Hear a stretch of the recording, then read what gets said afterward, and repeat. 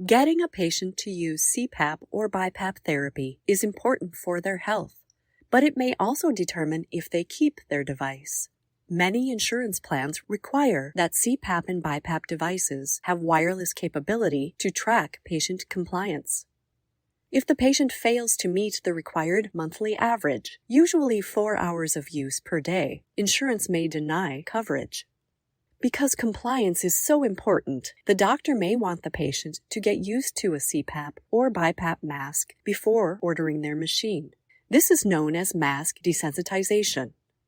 It is designed to help the patient get used to wearing a mask before CPAP or BiPAP pressure is added. If the doctor orders mask desensitization, place the mask on the patient for short periods during the day.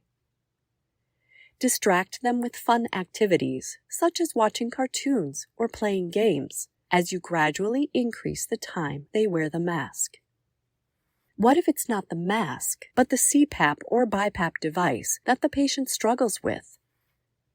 In the video, CPAP and BiPAP machine settings, we presented 2 comfort settings, ramp and humidity. Let's look at how to use these settings to improve CPAP and BiPAP compliance.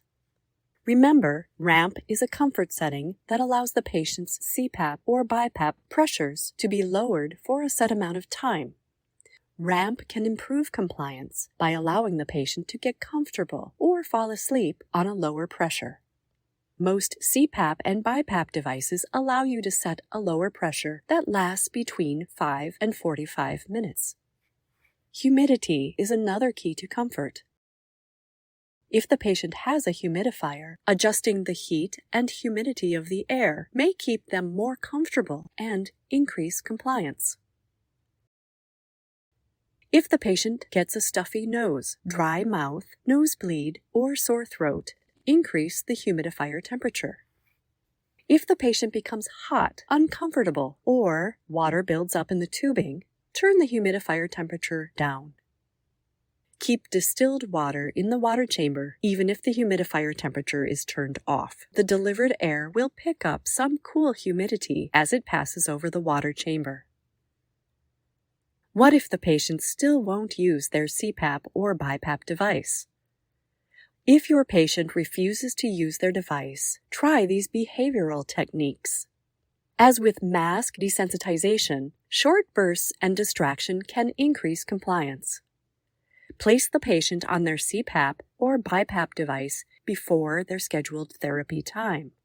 Turn the device on, then set a timer for 5 minutes. Make a game of it, blow bubbles, or play with toys.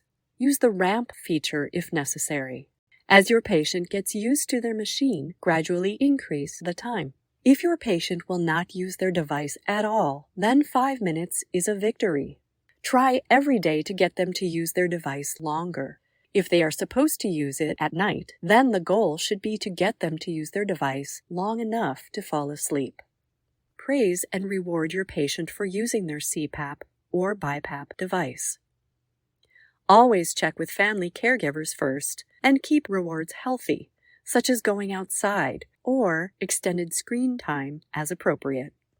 If you are able, talk to your patient or their caregivers about the patient's struggle to use CPAP or BiPAP. Listen to their concerns, then come up with a plan together. If you've tried all these techniques and are still having difficulty getting your patient to use their CPAP or BiPAP device as prescribed, contact the patient's physician or respiratory clinician for help.